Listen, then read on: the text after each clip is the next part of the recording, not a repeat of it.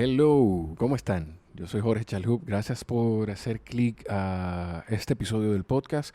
Si es la primera vez que nos escuchas, pues gracias. Este episodio es especial. Todavía no hemos decidido si lo vamos a lanzar el mismo domingo, Día de los Padres, o si va a ser el lunes, que es cuando habitualmente sacamos las conversaciones. Eh, la mejor forma que tienes de apoyarnos es suscribiéndote y dándole a seguir en cualquier plataforma donde estés. La intención con esta conversación principalmente es que te puedas ver reflejado en ella, que quizá tú como hijo, padre o abuelo puedas verte reflejado en esta conversación y puedas tener conversaciones similares con tus padres o con tus abuelos. Esto se da por... Mi papá se me acerca y me dice hace unos días, mira, yo quisiera que hiciéramos un episodio del podcast donde yo pueda dejar claro lo agradecido y lo feliz que estoy de haber sido hijo de mi papá y mi mamá. Esto nos pasa por el ambiente más que nada en el que estamos viviendo ahora, que hemos todavía, ya después de haber seguido Scott, que fue mi tío y esposo de una de mis tías, lo perdimos recientemente, y todavía después de haber seguido nos sigue enseñando cosas, y una fue no dejar de decir las cosas que uno siente, y esto le ha servido a mi papá para compartir eso. Es una conversación de un hijo y un padre, donde yo como su hijo puedo escuchar algunas historias de la niñez de mi papá, que la vivió en medio de una época de represión y persecución política, que tenía un gobierno sangriento de un ser. Lo van a escuchar durante la conversación. Y nada, más que nada es eso. Les voy a dejar en el enlace, en los enlaces de la descripción, además de los enlaces habituales a Patreon, las cuentas de Instagram y demás, les voy a dejar un enlace de un artículo que escribió mi tía Paola, que es la menor de las tres hermanas de mi papá, donde habla un artículo que se titula 40 años después. Es un artículo que mi papá incluso enmarcó y lo tiene en su oficina, que es una historia bonita también, que no tuvimos oportunidad de tocar en el podcast. Esto, además de ser una conversación de un padre a un hijo, hablamos de una época de represión que yo la describo inclusive en la conversación como lo más parecido al cáncer. Todos conocemos una persona que ha sido víctima de represión o que conoce a alguien que ha sido víctima de represión. Entonces, es una... Yo no voy a seguir hablando porque no va a haber forma de que esta introducción se acerque a lo que yo sentía en la conversación. Fue difícil mantener la compostura, y digo difícil sin decir que realmente no la pude mantener por la mayor parte del episodio, pero igual, feliz Día de los Padres a los padres que están escuchando esta conversación. Si todavía no has felicitado a tu papá, pues llámalo y dile que lo quieres y que lo amas. Y a tu mamá también, porque al final son padres porque las madres lo permiten. Eso es otra discusión. Nada, síganos en cualquier plataforma donde nos estén escuchando, compartan los episodios, pero esta conversación en especial que provoque que tú puedas tener una conversación con tu papá o con tu hijo o con tu abuelo sobre cómo fueron esos tiempos que vivieron. Nada, disfruten.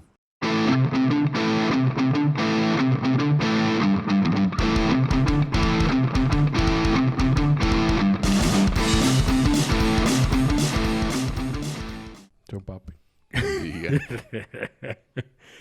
Yo quería, tú sabes que yo quería grabar la introducción de este antes, porque yo no sé lo que va a salir de aquí. Y no sabía entonces cómo iba a grabar la introducción después, pero nada, ya. Tú eres de, lo que de los 7 que escucha el podcast y sabe cómo funciona. Como dice el maestro mío, el maestro Sosa, Dios saberá. La razón por la que estamos grabando, bueno, lo que provocó que grabáramos, vamos a empezar por ahí, si te parece bien. Sí, sí. Las familias, hay algo que yo no te he dicho. Creo que debí decírtelo antes de que empezáramos a grabar. Pero las familias de nosotros, la familia Chalhub, y ayer eso es lo que debí decirte antes de que empezáramos a grabar. Pero nada, ya. Realidad, la telerrealidad del show del mediodía, esta es la podcast realidad. Nuestra familia pues recibió un golpe quizá, yo no sé si llamarle de realidad o de... La vida nos enseñó de que hay que vivir, sí, de que no se pueden dejar cosas para después. Que hay que dejar las menores cosas para después, lo menos posible. Exacto. Y perdimos una persona que todo el que lo conoció, pues lo quería. El esposo de una de mis tías, de Ibelice, Scott Basho. Tío Scott. Tío Scott. Yo lo digo así como para que la gente, cuando yo diga mi tío Scott, me digan Scott. Scott y Jorge como que no van como de la mano, pero una gente que todos queríamos. Y también es algo que a mí me dio algo de tranquilidad cuando lo perdimos, que es una persona que vivió. O sea, él vivió su vida. Sí. Entonces, eso no se puede negar. Tuvimos a don Rafael y doña Dulce malito con COVID. Uy, sí. Y todos nos preocupamos mucho en ese momento. Tía Mari también estuvo mala con COVID. Tía Mari estuvo, que es hermana de mi abuela y es esposa del hermano de mi abuelo. Sí, sí. Y ayer, eso fue lo que debí decirte antes de que empezáramos a grabar. Nosotros perdimos a tía Mirta. Anda. La hermana de mi abuela. Tú conoces a tía Mirta. Sí, la conozco muy bien. Hija, bueno, mamá de tía Flavia. Sí. Y nada relacionado con COVID, pero como que tú mismo me dijiste, mira, yo quiero, hay algo o sea, en algún momento íbamos a grabar algo tú y yo, porque lo del podcast es un tema de que la gente pueda conectarse con lo que nosotros vamos hablando. Y pues esto provocó que lo adelantáramos. Que hay cosas que yo quiero conversar, que quiero que puedan quedar de alguna manera, de cosas que incluso tú viviste cuando estaba más joven con la situación de persecución de mi abuelo, con mi abuela contigo y en un momento contigo y con tía Nani, corriéndole a la represión del gobierno del doctor Joaquín Balaguer. Sí. Que poca gente ahora sabe. Sí. Nuestra juventud ahora se olvida, lamentablemente, porque no lee. Sí. Y a veces se le mencionan a Balaguer y todavía existen personas que lo defienden. Sí.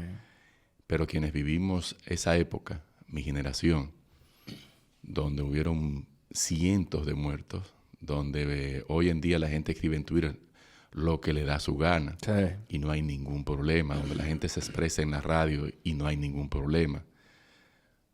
Fruto de todas esas muertes es la libertad que tenemos, sí, de usted poder expresarse y decir y estar o no de acuerdo con algo y simplemente no pasa nada. En esa época, usted no estar de acuerdo con algo del gobierno ya era una sentencia de muerte. Sí. Tan sencillo como eso. Sí, hay un ejemplo muy claro porque era una cosa cínica. Cuando yo iba a decir de quién era falta de un adjetivo, porque trato como de también de ser algo objetivo, aunque al final es toda una opinión, pero trato de ser algo objetivo, pero era falta de un adjetivo que no sonara muy sucio y feo el insulto. Por eso fue que me detuve para decir de quién se trataba. Hay un ejemplo muy claro que sale en uno de los documentales de René Fortunato. Sí. Que cuando Juan Bolívar Díaz en una rueda de prensa en el Palacio le cuestiona algo, sí, sobre la banda colorada, sí, señor, a Balaguer, y Balaguer le dice, yo no sé de qué usted me está hablando, de qué banda. Dígame usted. Y ahí eso fue una sentencia. Sí, le pregunta y prácticamente lo amenaza. Sí. Dígame usted. Entonces, un presidente en ese momento, como Balaguer, no se le puede llevar la contraria. A la semana hubo un atentado contra Juan Bolívar Díaz. Sí, señor. Así mismo, entonces. Pero nada, son cosas de la época. Y como yo te decía, no me arrepiento de haber nacido en esa época. No me arrepiento de todo lo que pasé. Porque de las cosas que uno pasa y se fortalece, lo hacen mucho mejor persona. Claro. Y tengo la dicha de tener a mi papá y a mi mamá, de los cuales me siento orgullosísimo, y junto con ellos muchísimas personas que fueron muy solidarias, muy solidarias. Esos fueron momentos donde la solidaridad venía incluso de los policías. Sí. Yo recuerdo que cuando yo iba a visitar a papi, a La Victoria. ¿Con qué? ¿Cuántos años? Entre 9 y 11 años. Esto va a ser complicado porque contrario a lo que mucha gente que quizás conoce a mi papá, cree que es una gente que no expresa muchos sentimientos y cosas, pero los años lo han ido ablandando. Nada, entonces cuando yo iba a La Victoria con mami. La Victoria que para quienes no viven aquí en República Dominicana es una cárcel que en la época de Trujillo fue un centro de tortura, y para los años de Balaguer Eso. también. Y aquí se vive en hacinamiento, los presos que están ahí prácticamente. Sí, y te decía que había solidaridad incluso de parte de los policías en ocasiones. Cuando nosotros íbamos a visitar a papi, le llevábamos comida y habían policías que con una bayoneta iban... Hurgando, revisando la sí, comida. lo que pasa fue que me vino esa imagen ahora, punchando la comida, vamos a decirlo así, hurgando con esa bayoneta dentro de cualquier alimento, un sancocho, un arroz, Sí. Algo dulce, Sí. y luego, sin importarle nada. Pero habían otros que no, que a los familiares de los presos políticos le tenían cierto respeto. Venga de este lado, vamos a revisar aquí. Y nos trataban de otra forma. En La Victoria, yo aprendí a jugar ajedrez, a jugar parché, a jugar, es decir, los presos que habían ahí, le decían el hospital a esa parte de La Victoria, donde estaban prácticamente todos los presos políticos. Y uno no era hijo de Rafael o de Doña Dulce. Uno era hijo de todos ellos. Todos nos cuidaban. ¿Por qué le decían el hospital? Yo tendré una idea, pero ¿por qué le decían el hospital? No, el hospital era, primero, era parte donde la gente, muchos de esos presos que vivían ahí, sí, era su estancia, Sí, su cárcel. sí. Llegaban golpeados, torturados y tenían que reponerse. Exacto. Entonces era un lugar donde se le puso el hospital por eso. Había muchos presos golpeados y torturados. Bueno, si me pongo a mencionar, pero ahí estuvo Fafa, estuvo Blanco Peña, estuvo Plinio Matos. Muchos pasaron por ahí. Y fue una época que uno ahora, en ese momento, uno se preguntaba ¿por qué a mí? ¿Por qué esto? Pero luego de todo eso, uno que aprendió, que vivió esa experiencia y que aprendió de todo eso, se da cuenta que eso fortalece a uno.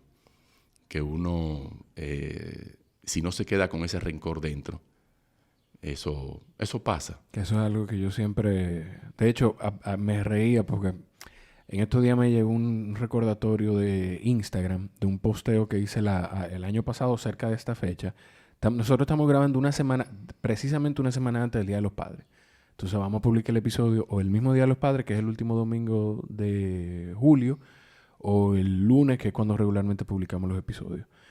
Y yo grabé con papi, yo le digo papi a mi papá y a mi abuelo. Yo grabé con abuelo para esta fecha el año pasado. Okay. Y no sé, me dio como risa eso, como la coincidencia, la casualidad de esto. Tú dijiste, papi, que tú aprendiste a jugar ajedrez, parché, ahí. Porque, sí, en la cárcel. Porque los otros presos jugaban ajedrez, jugaban parché, damas, que es otro juego. Y yo me ponía a verlo y me enseñaron. Y también ahí aprendí yo a tomarle amor a los libros. Ahí y también durante mi niñez nosotros vivimos en muchas ciudades porque mi mamá, que eso tengo que decirlo por aquí, le agradezco infinitamente. Y yo siendo un niño, no se oye. Yo siendo un niño, le decían en su casa, en el campo, pero Dulce, deja de estar pasando trabajo con tus hijos, con Juan, yo soy el más grande, y déjalo aquí en el campo. Ella decía que no. Utilizaba un término que dicen que el que tiene su cojombro se lo echa al hombro. Sí. Entonces, le agradezco muchísimo a mami eso, porque en ningún momento...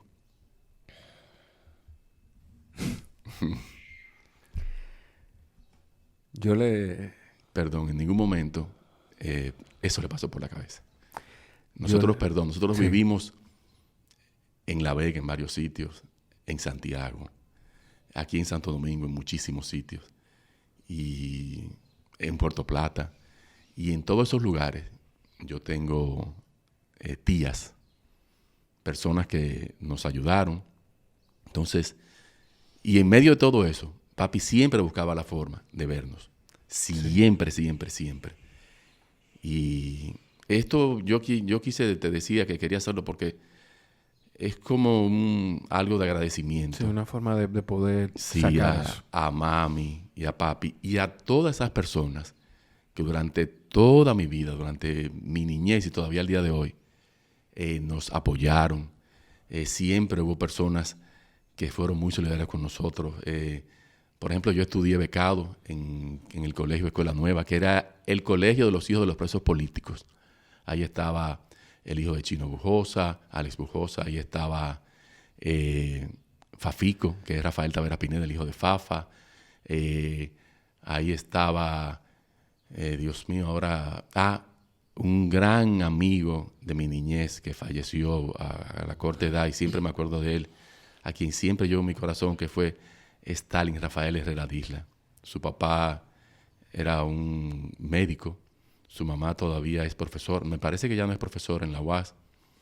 Stalin Rafael Herrera Disla, que era éramos uña y mugre, él y yo en ese momento. Y me acuerdo siempre de él. Entonces, en Escuela Nueva fue que me formaron. Antes de eso, yo aprendí a leer y a escribir en una escuela que había en La Hostos, en la escuela de Doña Beatriz. Y me acuerdo de la solidaridad de la gente. Mi mamá trabajaba en lo que es hoy Bayer Dominicana, que es la química Sephora se llamaba. Sí. Trabajaba en un jornal de 8 de la mañana a 4 o 5 de la tarde. Ramona, mi hermana de crianza, y Teresita, que también se llama Ramonita, vivía con nosotros. Pero yo me acuerdo que yo, siendo un muchachito de 5 años, que era cuando uno entraba a la escuela, yo tenía que llevar mi sillita, un pedazo de Playboy. Sí, así era. Mi silla, un pedazo de Playboy y una mascotica. El pedazo de Playboy para apoyar. Sí, porque era una silla. No había pupitre. Había pupitres, pero no eran suficientes. Y como era una escuela particular, tú tenías que ingeniártela. Y te decían, venga, Doña Beatriz alfabetizó a muchísima gente ahí en La Hostos. Entonces, había un muchacho que se llamaba Johnny. Me acuerdo que ahora la gente usa el pelo largo, usa mucho y se deja mucho la melena. Uh-huh. Y ese muchacho en ese momento debía tener 13, 14 años. Usaba también melena. Tenía unos collares. Uh-huh. Y yo no sé pues nunca de dónde era, quién era ni nada. Pero él me buscaba todos los días. Me llevaba a la escuela y me traía. Tú sabes que tú mencionas Escuela Nueva y yo siempre he tenido la percepción y la percepción muy clara, porque así lo manifiesta tía Karina, de que, que es una escuela, el método de enseñanza es muy diferente y siempre ha sido muy progresista. Siempre ha sido muy progresista y de mano de la democracia. Pero yo no sabía que tenía esa historia. O sea, que tía Karina tenía esa semilla sembrada por tía Purita desde aquella época de que eran los hijos de la revolución, por llamarle de alguna forma, eran becados ahí. Sí, ahí estaban prácticamente la gran mayoría de los hijos de los presos políticos. Estaban ahí. Y las profesoras no eran profesoras, eran tías. Sí. Nosotros le decíamos tía. Estaba tía Purita, tía Mechi, tía Irma, que murió hace mucho, era la esposa de Farú. Y uno forma, incluso todavía al día de hoy, todos esos que estuvimos juntos en Escuela Nueva. Te estoy hablando, yo salí de Escuela Nueva en el 74. Bueno, no me acuerdo bien ahora. Yo sé que salí del liceo en el 84, si le damos 6 años para atrás, sería en el 78 más o menos salí yo de Escuela Nueva. Y estuve ahí con Boris, con bueno, no voy a mencionar a todos, Pasha, Laura, Fafico, Blonda, que es mi hermano, Marcos Blonda. Y todavía nos juntamos y nos vemos y es como si nos hubiéramos visto ayer, si hubiéramos amanecido juntos.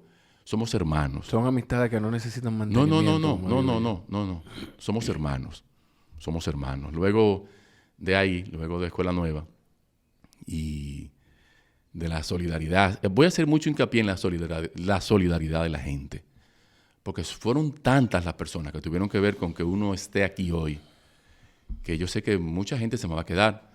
Pero luego de Escuela Nueva, nos fuimos a un liceo Estados Unidos de América, excelente en ese momento. No sé al día de hoy cómo está, pero excelente, con una gran directora, doña Matilde Viuda Goico, una gran directora y profesores excelentes, donde uno aprendió muchísimo y donde...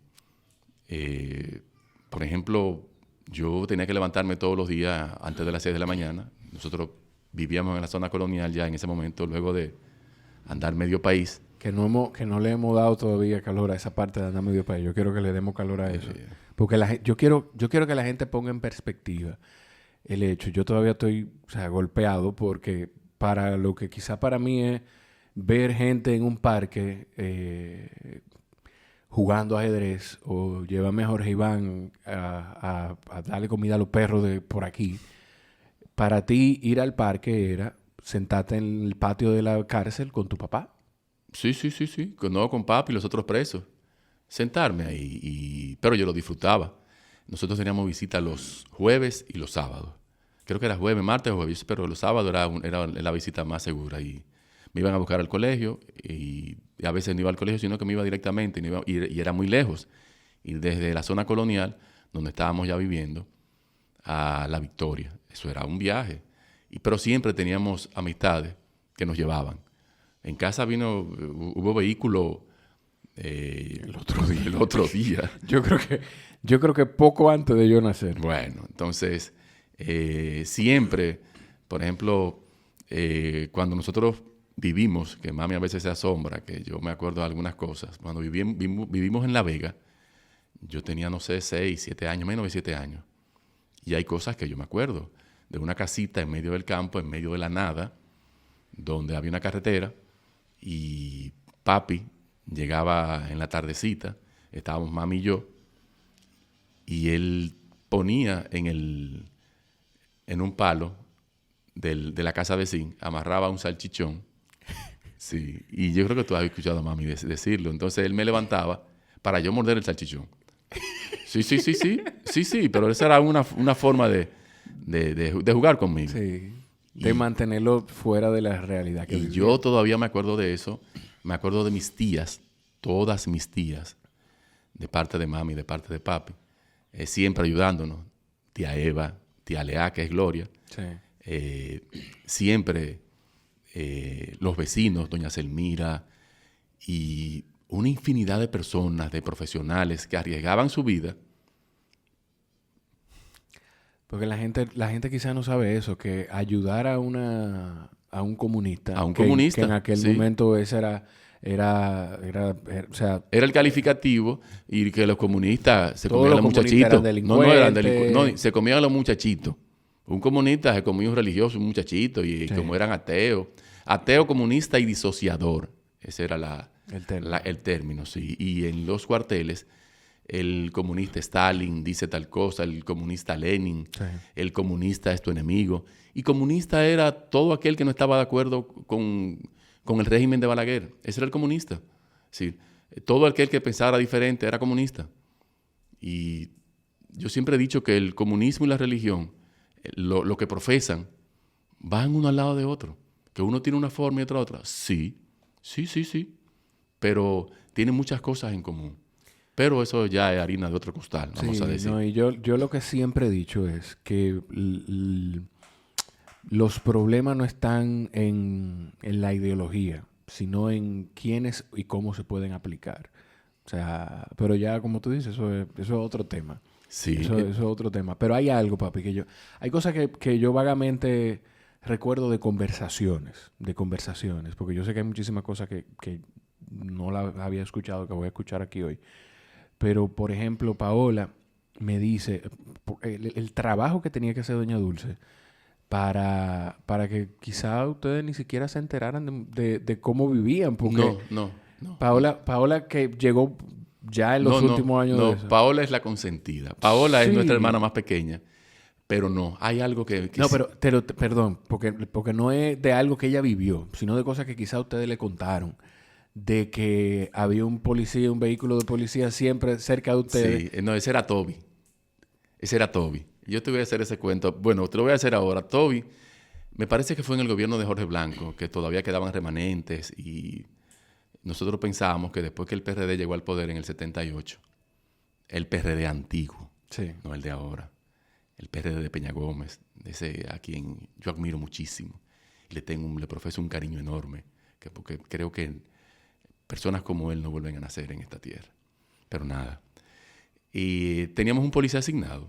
Entonces, como yo me parezco mucho a papi, a veces papi iba a salir a hacer algo, yo me montaba en el vehículo, un Datsun 120i de 2 puertas, rojo con la capota negra, de vinil. Sí, pues yo lo lavaba. Entonces, yo me montaba en el vehículo, él estaba siempre abajo en la Meriño. Toby. Papi le pegó Toby, le hizo incluso un artículo en el periódico que decía Toby. Y yo salí en el vehículo. Toby me caía atrás. Y ya lejos, entonces yo disminuía para que él me alcanzara y se diera cuenta que era yo. Exacto. Entonces él simplemente echaba un San Antonio y nada, yo lo saludaba. ¿Cómo está usted, Toby? Y él cogía cuerda, pero ya papi había salido con otra gente a una reunión que era necesario que no llegara la policía, claro. que algo, vamos a decir, cómo se vive hoy en día. Bueno. Sí, en los asuntos políticos, que siempre ahora lo que pasa es que punchan los teléfonos. Sí. Antes, pero como no había celulares, antes entonces se punchaban los teléfonos de la casa, pero si tú no punchabas el teléfono, o punchaba la gente. Tenía que punchar el teléfono o la gente. Sí. Eso se estilaba antes, la gente o el teléfono. Entonces, con relación a lo que tú decías ahorita de Paola y de las situaciones que mami hizo, no, mami es una mujer extraordinaria. Porque mami siempre nos dijo la verdad. Siempre nos hizo ver dónde estábamos, la situación nuestra, y nos hizo ser realistas en ese sentido. Okay. Ella nunca, déjame decirle a mis hijos que no. Siempre la realidad de lo que vivíamos. Además, era una realidad que no se podía ocultar porque cada cierto tiempo la policía nos allanaba, nos volteaba la casa de arriba hacia abajo y nos vejaban. Simplemente porque éramos los hijos o estaban buscando a papi y no lo encontraban. Y mami siempre fue muy clara. Y también mami trabajó mucho, hizo mucho trabajo, se esforzaba mucho porque nosotros no pasáramos hambre. Y me acuerdo que hay algo, mami tiene muchas técnicas, y una de esas técnicas es, que por ejemplo cuando la situación no estaba muy buena, que ella quería hacer un jugo de limón, ella cogía un limón, eso es una receta, lo partía en 4 o 6 con un cuchillo, echaba agua, hielo y azúcar en una licuadora, lo batía, pero había que bebérselo corriendo. Sí, porque si tú lo dejabas que pasaran 2 o 3 minutos se ponía amargo, que no había quien se lo bebiera. Pero si te lo tomabas más de una vez, no había problema. Entonces, siempre que mami iba a ayudar o a limpiar en alguna casa, ella me sentaba en un rinconcito y yo, para no molestar, porque en principio decía, mami, ¿en qué te ayudo? Yo era pequeño. Dice, no, siéntate ahí. Lo primero que ella hacía era que buscaba un libro. Yo creo que yo me he leído más de, 1,500 libros, no sé cuántos libros. Y yo creo que yo leí casi el 50% de esos libros antes de llegar a los 13 años. Porque donde quiera que yo llegaba, yo cogía una revista, un libro. Mi mamá lo sabía, ya donde llegábamos, ella me buscaba donde estaban los libros y me sentaba frente a los libros. Sin embargo, mi mamá no se graduó en una universidad, terminó ya el bachillerato siendo ya adulta. Y también me acuerdo que mami me corregía las tareas, pero mami no sabía lo que me estaba corrigiendo. Pero me hablaba con autoridad. ¿Usted está seguro que eso está bien? Y yo me ponía entonces, sí. Entonces tú tenías que revisar. Tenía que revisar. No, mi mamá es una mujer extraordinaria. Y papi es un hombre al cual yo no le doy ni por los tobillos. Y el cual ha hecho que yo me tenga que portar bien obligado. Sí. No, sí. Y eso, el apellido Cheljuve es una cruz. Sí, pesa. Entonces, hay situaciones en las que yo me he visto... ¿Tentado? Tentado no. Porque no, cuando tú tienes tu mente muy clara. Pero que buscan tentarte. Eso digamos, mismo. Gente que busca tentarte. Sí, gente que lo hace sin saber. Incluso yo tengo el caso de una persona que yo estuve una vez en el 98, 99 trabajando. ¿El cuento de la guagua? ¿Cómo? ¿El cuento de la guagua? El cuento de la guagua. Eso, yo no sabía si eso porque yo Sí. Yo estuve en el gobierno trabajando, gracias al ingeniero Cerulle, en el gobierno de Leonel. Yo era encargado de fiscalización de todas las obras de la Oficina Supervisora de Obras del Estado en el este. Una experiencia maravillosa. Yo siempre decía, uno en su mente, que yo quería la oportunidad de hacer algo por mi país. Sí, para ti era servir, tú eras un servidor público, de eso se trata. Y el ingeniero Rafael Cerulle, a quien quiero muchísimo y le agradezco muchísimo, y un saludo también para su esposa Aida, me dio la oportunidad. y yo supervisaba obras, conocí el este entero, todos los campos, la Cavita del Duey, el Bronce, muchísimos lugares de todo el este. Y recuerdo que en principio la gente no entendía por qué yo afanaba tanto.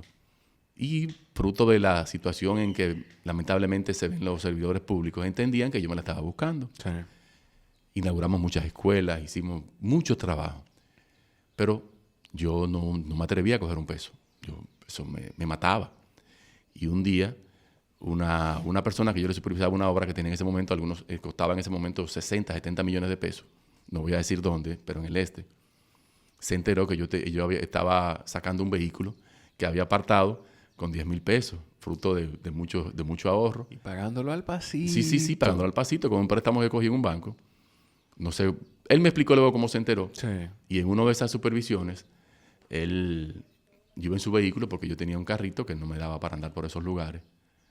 Y nos paramos en un sitio y dice, deme un segundito, déjeme brindarle una cerveza. A mí me encanta la cerveza.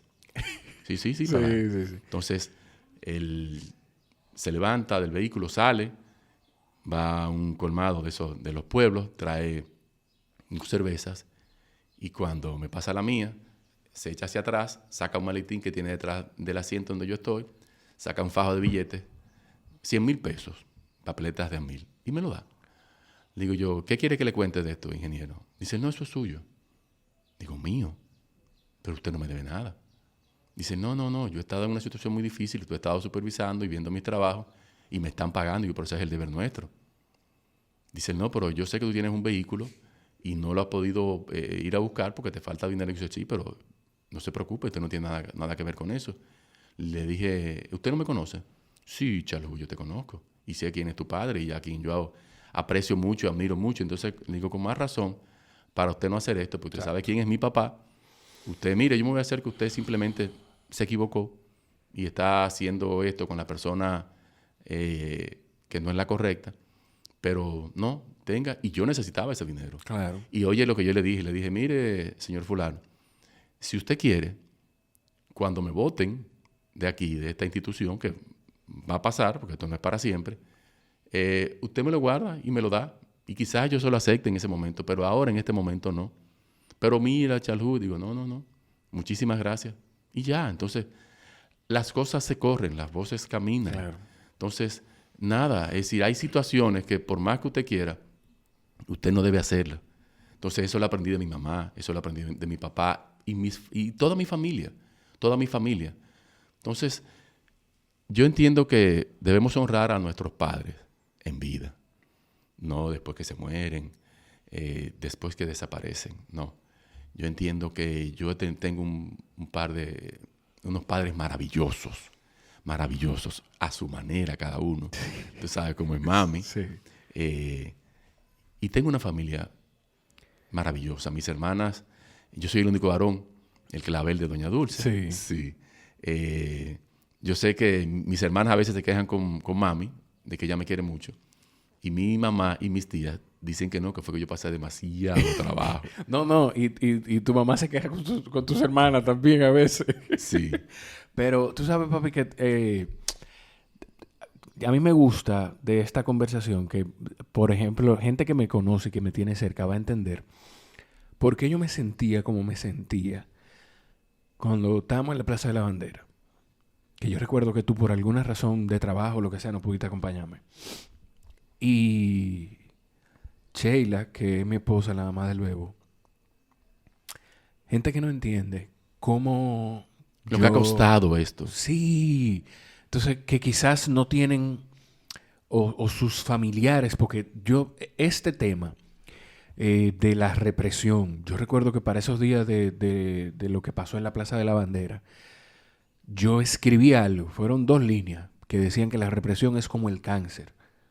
Sí, si no que se le a pone todo el mundo le ha tocado. O sea, tú conoces algún familiar, quien ha vivido en República Dominicana, quien ha vivido en países de Latinoamérica, Sí. todavía generaciones como la mía, quizá ya quienes vengan después no, pero generaciones de mi edad, gente que nació en los 80, principios de los 90, tiene algún familiar que fue víctima de la represión o tiene algún familiar que tiene otro que fue víctima de la represión. Y por eso es que a mí me llenaba tanto de emoción. Yo recuerdo, yo caminaba en la Plaza de la Bandera y veía tantos jóvenes y tanta gente adulta, vestida de negro, con pancartas, reclamando transparencia, reclamando democracia. Y yo me llevé la cámara, iba tomando fotos y yo iba lleno de lágrimas, o sea, llorando. Y yo mismo como... No, es que la gente no se imagina, es decir, quienes no han vivido, quienes no han ni siquiera vivido, leído, Sí. se han enterado de las cosas que sucedieron aquí en nuestro país. Simplemente el desconocimiento hace que tú a veces vivas más tranquilo, entre comillas.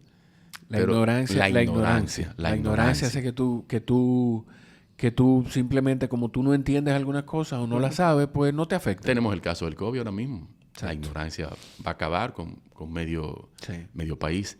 Entonces, pero el asunto es que en medio de toda esa represión, de todas esas carencias, que hoy yo miro hacia atrás y me río, por la satisfacción que tengo de la familia, de lo que he logrado, pero que es algo que he logrado no yo solo, es algo que he logrado gracias a mucha gente, y vuelvo y repito, a la solidaridad de muchísima gente. Pero un ejemplo de solidaridad es los cuentos que me hace mi abuelo, de que yo creo que ya viviendo en San Antonio, en la zona colonial, cuando iban por él a la casa, iban a allanarlo, estaba la calle repleta de policía a buscarlo y ya él no estaba ahí porque alguien se le había adelantado y le había dicho, mira, Rafael, te van a buscar, van por ti. Oye, qué sencillo. Había una persona rara en el barrio y los vecinos iban a la casa o por el patio o nos llamaban, vecino, mire, hay una persona que no es del barrio, que está hace días o está hace rato en la esquina mirando hacia su casa. Si Rafael no está ahí, díganle que no venga. Y sencillamente, esa era la gente. A veces, policías nos hacían saber, miren, están en tal sitio y lo están por atrapar en tal lugar o lo están esperando en tal sitio. Entonces, a veces... Porque a todo esto, estamos hablando y hice el comentario de la grabación con mi abuelo más temprano, porque en ese episodio él habla porque tú mencionaste, hiciste un comentario de no vivir con rencor, y eso es algo que yo siempre he admirado de él y de ti. Y él dice que muchos de esos policías no creían en lo que estaban haciendo, pero no tenían otra opción. Es así, entonces por eso tú no puedes medirlos a todos con la misma vara. Exacto. Dentro de la policía, del ejército, siempre va a haber gente buena, igual que en los partidos, en la iglesia, en todo. Donde quiera hay gente buena y gente mala. Entonces, por ejemplo, nosotros cuando estábamos en algún lugar, que la situación no estaba buena económicamente, muchas veces los vecinos nos pasaban comida. No había un vecino que no viniera del campo y nos trajera algo. Sin hacer bulla, sin tomarse un selfie, sin postearlo en Twitter. La gente iba y nos ayudaba. Yo viví, uno de los cuentos que tú sabes que yo le tengo odio a la chacabana. Sí, ¿por qué? Porque había un hijo de un doctor. Odio doctor no, espérate, Pitti. porque odio es una Sí, palabra fuerte. No quiero saber de la chacabana. Sí, porque odio es feo y estamos hablando del rencor. Sí, pero tú vas a entender. Dime por qué, para entenderlo. Había el hijo del doctor, me parece, Dios mío, mami me va a matar, Pitti creo que era. Se llamaba igual que yo, se llama igual que yo. Uh-huh. Que voy a hacer una parte. El nombre mío, Juan Miguel. Sí. Aparte de papi, lo llevo con muchísimo orgullo. En ese momento, de esa generación, hay muchos Juan Miguel. Y fue en honor a Juan Miguel Román, miembro del 14 de junio, un gran revolucionario.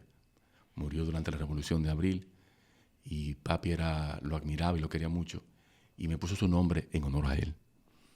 Bien, entonces... ¿de qué te decía yo? De la chacabana. De que el hijo del doctor Pitti se llamaba como Juan Miguel también. Y parece que a él le encantaban las chacabanas. Y toda la ropa... Bueno, hasta los 13, 14 años, quizás hasta los 15, yo viví de lo que la gente no conoce el término de panchos. Sí. Pancho es ropa que dejaba otra persona, ahora la dicen rebote. Sí, sí, sí. Es ropa que dejaba otra persona, me la daban a mí. Y ese niño le encantaban las chacabanas. Entonces tú me veías a mí en cualquier día de la semana con un pantalón corto, unos tenis y una chacabana. Un pantalón, claro, con con zipper abajo y el ruedo anchísimo, que era lo que se usaban, y una chacabana. Tú me podías ver en chancleta y una chacabana. En pantaloncillo, y una chacabana. Entonces, yo no quiero saber de la chacabana. A veces me hacen invitaciones a lugares donde hay que ir con chacabana. Y déjame decirte que paso mucho trabajo porque me la pongo. Bueno, creo que yo te di algo que yo la usé una vez y te dije, no te puedes quedar con ella. No me gustan. Porque era una situación en la que era obligatorio, porque no había de otra. Tenía que ponerme lo que me regalaran, lo que me dieran. Entonces, por ejemplo, yo tengo una vez, a mí me encantaba en la bicicleta, pero es igual que el que no tiene nada, que yo le decía a mi hijo ayer que el de Cacarao le da mucha hambre. El más pequeño, Juan. Sí, a Juan. Porque me decía, papi, ¿por qué? Digo, eso es un pleito viejo. Juan Miguel, el más pequeño que se llama Juan Miguel. Pero yo entendí después de grande, y como quiero a mi abuelo y amo a mi abuelo, entiendo también. Yo me llamo Jorge por mi bisabuelo. Sí. Que yo le digo a la gente que yo quiero a don Rafael probablemente como tú querías a don Jorge. Sí. No sé, de don Jorge, mi abuelo, como dirían los creyentes, era un ángel de luz, que se casó con una virgen, que era abuela Vanía. No, yo no me puedo quejar. Tú decías de Juan Miguel. Perdón, entonces, que te corté. Yo le decía que cuando uno está en necesidad, es que le da más hambre, porque yo me acuerdo que en casa, cuando no había nada, que solamente había agua en la nevera, uno abría la nevera cada rato a ver qué había. Cojollo, ¿qué va a haber? ¿Usted le echó algo? Pero no lo hacía. Sí, entonces, pero mi mamá siempre se las ingeniaba para no dejar que nosotros pasáramos hambre. Nunca. Yo tenía un termómetro en casa cuando yo estudié en el liceo, que pocos amigos en el liceo sabían de las carencias que yo tenía. Además, muchos creían que yo era rico. Sí. Yo venía de un colegio. No entendían mi situación hasta después que salimos del liceo y que me fueron conociendo realmente. Porque uno llega a un punto donde uno se reserva muchas cosas, uno no sabe con quién habla o con quién hablaba en ese momento. Entonces uno era muy reservado. Que esa es otra. O sea, yo no me imagino tú, quizá en la adolescencia, sin saber a quién tú le puedes contar. O sea, uno no contaba cosas. Nada. Uno no contaba cosas, sencillamente. Porque uno no sabía. Y a veces o la otra persona podía hacer comentarios sin maldad. Claro. Y que te afectaban. Y yo me acuerdo que... Sí, y un comentario, y perdóname que te interrumpa de nuevo, un comentario sin maldad que no sabe que te puede afectar podía significar en la vida de tu papá. Así mismo. Que eso es una cosa que yo necesito que sepan. Nosotros, porque tenemos, papi y yo estamos grabando esto porque tenemos la oportunidad de hacerlo y de grabarlo, pero que esto sirva también para que si tú eres una persona de mi edad o más joven y tienes familiares que probablemente pasaron por esto, tengan esas conversaciones. Y si usted es una gente de la edad de mi papá, que hay mucha gente de tu edad y mayor que escucha el podcast, pues tenga este tipo de conversaciones con gente más joven. Porque es sumamente importante. Primero, para apreciar todavía más los sacrificios que hacen los padres por uno. Y segundo, para que conozcamos.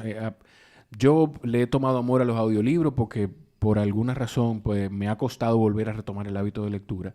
Y los audiolibros me sirven para no dejar de aprender.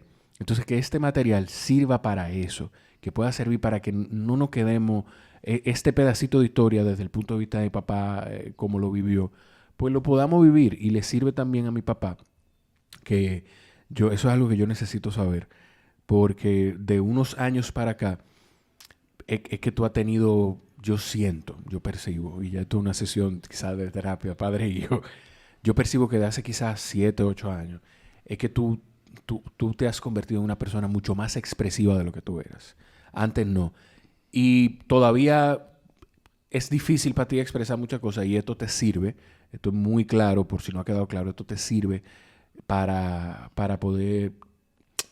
que papi y mami, mis abuelos, que en vida sepan lo agradecido que tú estás por lo que has podido conseguir en la vida. Ya no te interrumpo más. Sí, no, es decir, lo que yo soy hoy vuelvo y repito, se lo debo a la solidaridad de muchísima gente. Es decir, está tía Hilda, tío Ángel Muñiz, nosotros le decimos Miguel Muñiz, Miguel Ángel, sí. Miguel Ángel. Miguel Ángel fue compañero de celda Sí, de mi abuelo, sí, ¿no? fue compañero de celda de papi. Está tío Ciso, Sí. sí, que nosotros lo adoramos también. Sí. Bueno, a mí me mandaban a engordar en vacaciones, como un puerquito. Sí, sí, sí. Yo me pasaba todo el año aquí en el liceo y cuando llegaban las vacaciones, como aquí no se comía tan bien, Sí. me mandaban a Puerto Plata o me mandaban al campo. Y yo me acuerdo que tío Nelson se sentaba a verme comiendo. Él se sentaba a verme comiendo. Y yo disfrutaba muchísimo eso. Yo comía muchísimo antes. Como decimos aquí, como tenía toda esa cuchara atrás, yo me ponía el día en vacaciones. E incluso allá en el campo, mi abuelo también se sentaba a verme comiendo. Y yo no entendía por qué.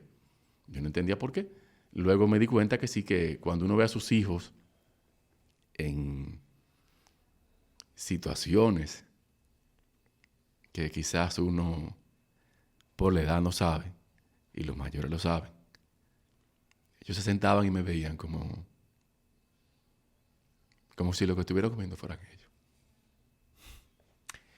Yo siento, por ejemplo, ahora yo entiendo eso, que ya gracias a Dios. Que tengas Joribán. No, y yo con mi abuela se sienta, doña Dulce se sienta cuando yo como en su casa, y más pequeño todavía, que igual tampoco, papi dice de las carencias que él tuvo, pero tampoco fue que nacimos, yo no nací en cuna de oro. No, tú pasaste más Eso es trabajo otro que el carajo. cuento, son otros cuentos.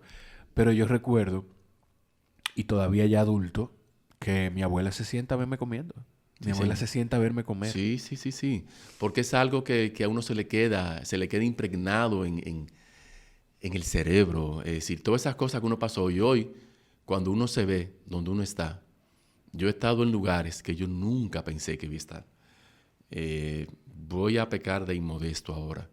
Pero cuando yo estuve en la universidad, yo, por ejemplo, tengo un gran amigo y hermano. Yo tengo muchos amigos y muchos hermanos. Sí. Martín Jesús, que estudió arquitectura también igual que yo, que eso es otra historia ya de por qué estudió arquitectura, porque todo el mundo quería en la universidad que yo estudiara Derecho, por el asunto de la política, pero yo estaba harto de la política y estudié arquitectura. Y nosotros, por ejemplo, en Martín y yo compartíamos un café pequeñito con un paquete de galletas.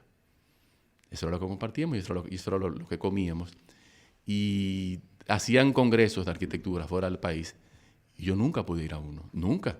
Yo vine a tener pasaportes a los 30 años. ¿Cómo Sí, fue? sí. Espérate. No, espérate. Cuando Perdón, había un cónclave de arquitectura, me parece que era en Venezuela, que yo estaba ahorrando. Yo estaba en ese momento con tu mamá, casado con tu mamá, Sí. a la cual también agradezco. Y yo me acuerdo que yo tenía la ilusión de ir, pero tú te enfermaste. Entonces ese dinero que yo tenía para eso, lo cogí para eso.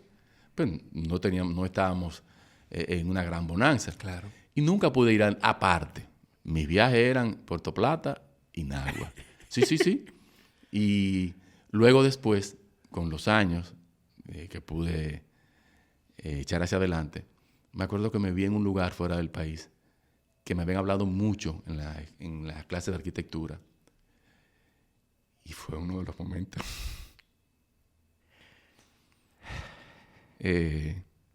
más emocionantes de mi vida.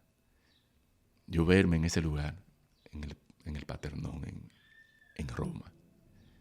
Cerrar los ojos. ¿Reciente o fue el otro día? Sí, cerrar los ojos y escuchar al profesor describirlo. Y yo ver exactamente qué era como lo describía. Y yo dije, pero este loco viejo, este asqueroso, aquí parado. No. Hay algo que digo, si yo muero hoy o mañana, me voy feliz, me voy tranquilo, porque me ha ido bien. Es decir, yo tengo 53 años y pasé trabajo, como le digo a mis hijos, hay que prepararse, hay que hacer todo lo posible por estudiar y prepararse. Pero yo he hecho demasiadas cosas y muy pocas de las cuales me arrepiento. Y sí quiero, por ejemplo, decir ahora algo que yo siempre digo, que hay una sola cosa de la que me arrepiento, y que fue hace muchos años, yo tenía 12 o 13 años, y es una pendejada, pero es algo, una imagen que no se me borra nunca, de un señor que sufría de epilepsia. Yo no lo conocía. Sí, tú me has hecho esa Yo te he historia. hecho ese cuento. Y el señor cayó al suelo. Y en esos momentos la gente, la epilepsia le dicen la gota aquí. Sí. Y La gente no entendía. la qué gente era no eso. entendía que era eso, creía que se pegaba. Y yo me acuerdo que un amigo mío, un amiguito del barrio, Luis Rafael Morla, cariñosamente Muñeco, que de muñeco no tiene nada, me dijo, Juan, vamos a mover al señor que le estaba en el sol en la calle. Y yo no me atreví. Es decir, el miedo me paralizó, la ignorancia, lo que decíamos ahorita. Y después que supe lo que era todo eso, y eso nunca se me ha olvidado. Entonces, por eso es bueno uno informarse, uno leer, uno saber, porque eso te abre puertas, eso te enseña cosas, y si tú no lees, no conoces nada. Entonces, hay algo que yo sí quiero también agradecerle a mami y a papi. Mami, donde quiera que llegábamos, huyendo de la represión, lo primero que hacía era que buscaba una escuela, lo primero. Nunca dejó de buscar un lugar donde yo aprendiera. Y papi también siempre le hablaba eso, le exigía eso. Y Que hay que decir también que mi abuela terminó el bachiller después de sí, vieja, ya adulta. y mi abuelo no lo terminó. No, papi es autodidacta. Es autodidacta y de hecho fue nombrado profesor honorífico De la UAS. por la Universidad Autónoma de Sí, Santo es Domingo. decir, mi mamá, donde quiera que llegábamos, lo primero que hacía era que buscaba una escuela. Mi papá llegó hasta séptimo y es autodidacta y ha escrito más de 15 libros, da conferencia, profesor honoris causa de la UAS, es decir, ha ganado premios. Entonces, usted no puede dejar que nada lo detenga. Nada. Lea, prepárese. Entonces, vuelvo y repito, lo que soy hoy se lo debo a esos dos señores. A ellos, a mami, que siempre hizo todo el esfuerzo del mundo, a papi, que siempre, en los momentos que pudo, y después que estuvo siempre con nosotros, ya en el 78, cuando la amnistía, que obligaron a Balaguer que diera, no fue que la dio, que lo obligaron a que la diera, los organismos internacionales y el país, la izquierda dominicana. Ya de en adelante, muy pocas veces, papi estuvo preso. Me acuerdo la última vez que estuvo preso, que fue a Colombia y regresó. Y salir a un país de eso donde había guerrilla y regresar, un dirigente de izquierda, eso era algo grandísimo. Y Sí. estuvo preso en lugares donde uno pensaba que ya no existían, en el Palacio Nacional de la Policía. Me acuerdo que cuando salió hay una foto de él bajando de las escalinatas del Palacio de la Policía. Yo estoy pequeñito, Sí, con una esa funda, que en medio de eso íbamos bajando por ahí, iba todo el mundo contento que papi estaba suelto. Yo estaba muy contento porque estaba muy pendiente a los sándwiches que llegaban en la funda. Esa foto está, yo creo, en la guerrilla del Decor. Sí. Creo que sí, está esa sí, foto sí, de sí, mi sí. abuelo bajando las escalinatas del Palacio de la Policía. Mira, ya yo tengo que casi dejarte que tú sigas trabajando, porque tú estás trabajando. Sí, sí. Hay algo que yo no quiero perder la oportunidad de hacer. Y es agradecerte. Porque a pesar de que nosotros tuvimos carencia, nunca Sí, como sí. la que tú tuviste, tú y mi mamá se encargaron. Yo, escuchándote hoy, entiendo muchas cosas. Entiendo por qué, qué sé yo. ¿Por qué si yo veo un perro quiero pasarle la mano y darle comida? ¿Por qué muchas cosas y muchas actitudes que yo sé que son de ti, que de alguna forma las heredé de ti? La genética es increíble Sí, sí, porque sí. tú y yo no vivimos juntos. Desde que yo tengo 3 años, tú y yo no vivimos juntos. Pasábamos algunos fines de semana, casi todos los fines de semana. Y una época en la que no pudo ser así por temas de trabajo, que en esa crisis de adolescente uno hace su berrinche y se aleja y entiende después de grande también. Pero es darte la gracia a ti y a mami, porque yo siento que yo soy lo que soy por lo que ustedes me enseñaron. Porque a pesar de que tuvimos carencia, yo entiendo ahora por qué yo aprecio tanto quizá tener este grabador, poder tener la cámara con la que estamos grabando esto. Y hay un sentimiento que no es por lo material, no es porque pude comprarlo con mucho sacrificio. No, el sentimiento de que lo obtuve, que obtuve propio algo de mi esfuerzo. y que yo no pensé, más pequeño, cosa que yo no pensé que yo podía tener. Hay un cuento de una cámara que nosotros pedimos, una GoPro que yo pedimos hace unos años, le llegó a alguien en Estados Unidos y esa persona nos la trajo. Y llegó, llegó a su casa como a las 6, 7 de la tarde esa persona. Y le digo yo a la dichosa, ven acá. Y no vamos a buscar la cámara. Pero yo no entiendo. ¿Cuál es tu desesperación? Porque ya eso está aquí. Y yo es eso. O sea, es que tú no entiendes que yo estoy consiguiendo algo que yo no pensé que yo iba a tener en mi vida. Así O sea, mismo. y cuando uno aprecia las cosas, no es apreciar las cosas materiales porque son cosas materiales. Es apreciarlas porque quizás tú estás consiguiendo algo que no pensaste que iba a conseguir. Tú, por favor, yo necesito que tú le hagas el cuento a la gente de cuando mamá, a mí se me quedó decirle mamá a Virgia ahí de que es la esposa de papi de hace cuántos años ya. 25 años más Pues o no me menos. gusta decir madrastra porque se No, oye como no. pesado. Porque Juan Miguel y Laura para mí son mis hermanos, o sea, no son mi medio hermano, como diría cualquiera. Cuando ella te dijo para planificar un viaje. Ah, sí, sí, sí, sí, sí. Cuando ya nos habíamos casado, Mamucha estudió en Estados Unidos.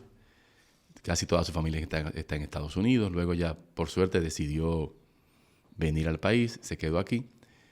Y me dice un día ella tenía su visa, y me dice, busca tu pasaporte, vamos a ver si conocemos a mi familia en Nueva York. Para que Su mamá, solicitemos sí. visa. No, para ella yo tenía visa. Ay, hombre. Yo, imagínate tú. Bueno, yo tenía un amigo que decía que blanco con los ojos azules de apellido, eso era una profesión. Sí. Pero yo nunca lo pude ejercer. Entonces, me dice ella, yo digo, ¿pasaporte? Sí, tu pasaporte. Para comprar unos pasajes y que ahora estamos un poquito mejor y ir a conocer a mi familia. Yo, pues yo no tengo pasaporte. Yo quiero que tú veas la cara que puse yo. ¿Cómo que tú no tienes pasaporte? Y yo, ¿pero pasaporte Como que para eso, qué? como que eso era un pre, como que, Sí, como sí, que sí. ven, búscate preso. Sí, digo, pero pasaporte para qué? Si para ir a Nagua y Puerto Plata no se necesita pasaporte. Yo en mi vida, pero yo nunca pensé que me iba a subir en un puño de avión. Entonces, no, yo no lo tengo. Y me acuerdo que eso fue algo que le chocó muchísimo. Sí. El hecho de yo no tener pasaporte. Yo, no. Pero no quiero terminar esto sin decir dos cosas. Primero, agradecer a todas las personas que incidieron en mi formación. Agradecer a todo aquel que en su momento pudo ayudar a mami, a papi. Eso siempre lo voy a tener pendiente. No voy a expresar nombres porque son muchos, Sí, para que no se quede nadie. muchos. Y sí decir algo que siempre me viene a la mente en las situaciones que se vivían en el país. Yo siempre leía un afiche de un gran pensador, Bertolt Brecht, que decía, primero se llevan a los comunistas, pero como yo no soy comunista, a mí no me importa. Exacto. Luego se llevan a los sindicalistas. Yo no soy sindicalista, a mí no me importa. Luego se llevan a los religiosos. Yo no creo en nada, a mí no me importa. Y luego decía, ahora me llevan a mí. Solo el pueblo salva al pueblo. Ay. Señores, nada, ojalá les sirva a ustedes para tener algún tipo de conversación parecida con sus padres. Tú tienes que editar esto. Yo lo único que voy a editar es la última parte para cerrar con la frase tuya, con esa última frase. Yo creo que sí, vamos a cerrar ahí con eso. Papi, gracias, de verdad. O sea, la vida no me va a dar para agradecerle a ti y a mami lo que ustedes han hecho por mí. La vida no me va a dar. Y si Joribán llega a quererme y a admirarme, la mitad de lo que yo te quiero, te admiro y te respeto a ti, mi trabajo está hecho. Gracias, amor. Gracias de verdad. Y nada, no, gracias a ti por darme la oportunidad de agradecerle a tanta gente, a tanta gente. Y principalmente a Dulce Inea, que así que papi le dice, a Dulce María Tengo Valle, y a mi papá, Rafael Charlton Mejía, junto con toda mi familia, toda mi familia. Ustedes, mis hijos, a Mamucha y a mucha gente que tiene que ver con lo que yo soy hoy. Mucha gente. Gente que puedo mencionar y gente que no puedo mencionar. De verdad. Señores, gracias por estar ahí. Lo quiero mucho. Ustedes son parte ya de este podcast tiene muchísimo, bueno, varios meses, más de un año y nosotros tratamos de ser lo más transparente y auténticos posible. Y ya tengo que decírselo a ustedes también. Lo quiero mucho. Bye, bye.